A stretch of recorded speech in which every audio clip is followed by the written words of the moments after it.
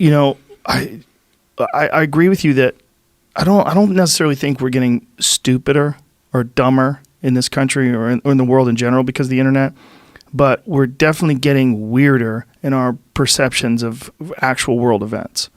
And I think every time something like mass shootings, for instance, like New Zealand, every time one of these horrific tragedies takes place, you see more and more division. I watch people fight over it on Twitter, people blaming left-wing people blaming right-wing people trying to find some reason.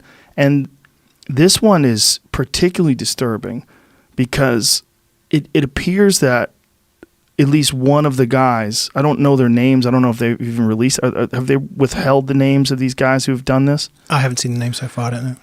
One of them seems like he's trolling. Like he thanked PewDiePie and said that Candace Owens was his biggest inspiration, and he's doing that. I guess we could agree some people are saying that OK sign is a white power sign. I know we had this dispute with Tim Pool where he was saying, I guess it is a game that some people do play. What is it called, the game? The look?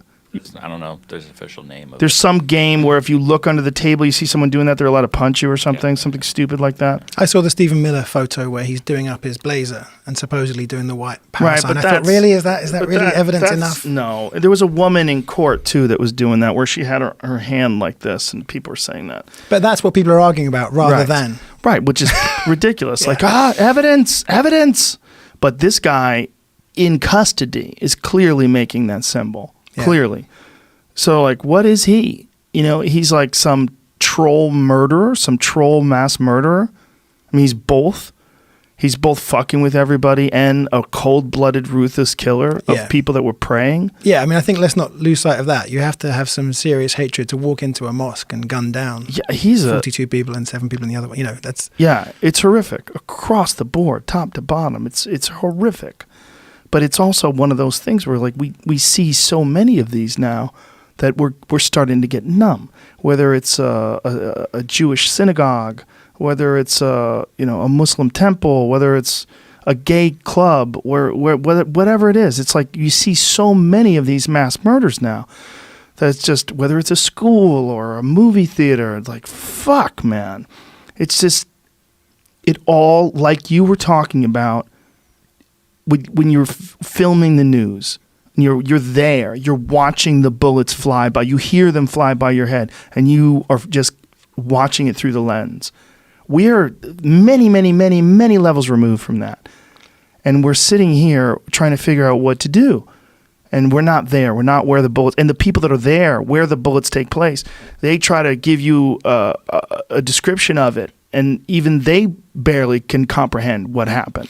But also, as you said, we're going straight to the argument about who to blame, and who did he follow, and rather than I mean, if people spent as much time as they spend arguing on Twitter, reading, I know people say fake news. There are people who you can trust. If they write a 10,000 word piece on Syria for the New Yorker, for example, like that they're being fact checked, and maybe it would be better if there was a website where we curated all of like the bulletproof.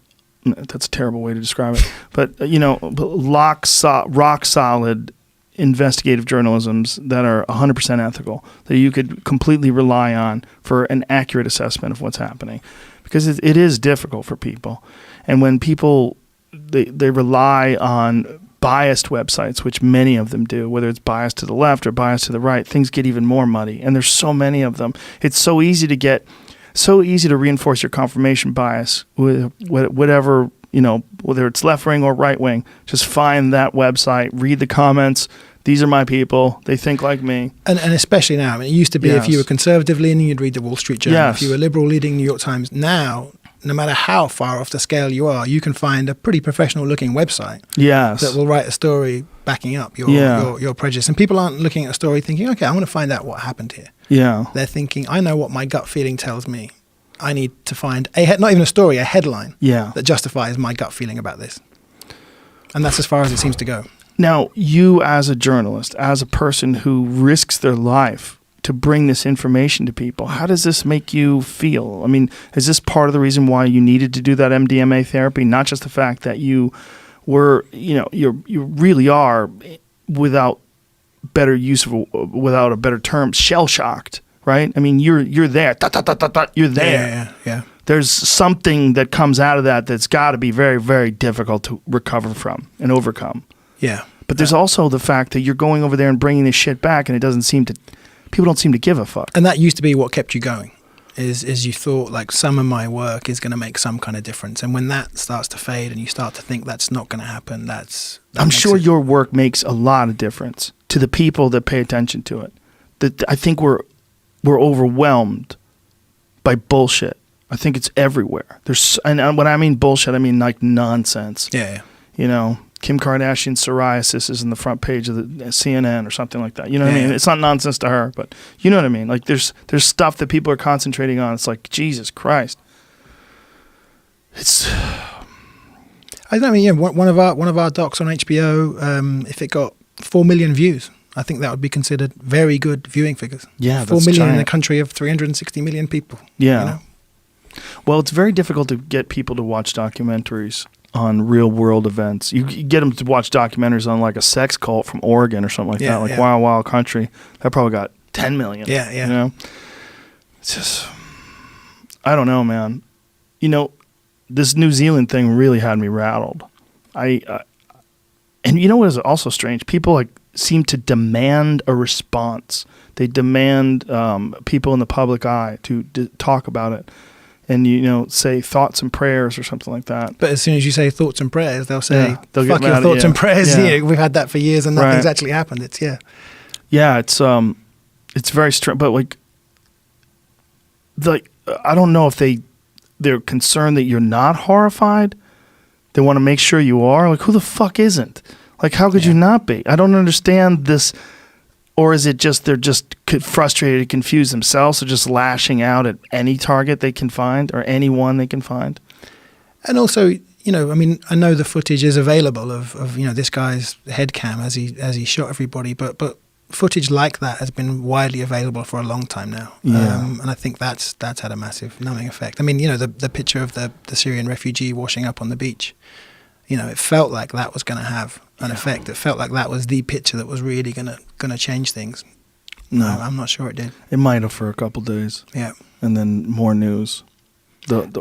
Yeah. I mean, not, you know, just to be not completely pessimistic, when you're doing stuff for Vice and HBO, you do get young people reaching out to you and saying, oh, I had no idea. Yes. I want to be a photographer or a doctor, or maybe that's an effect that's going to be felt down the road. Yeah. I don't know. It feels like there is a generation of people growing up thinking, I'm not going to play by the normal set of rules. Like, I am going to actually try and do something about this. I really do believe you do have an effect. I think Vice certainly has an effect. I think a lot of this has an effect. I think it's very difficult to feel that effect if you're not experiencing it personally.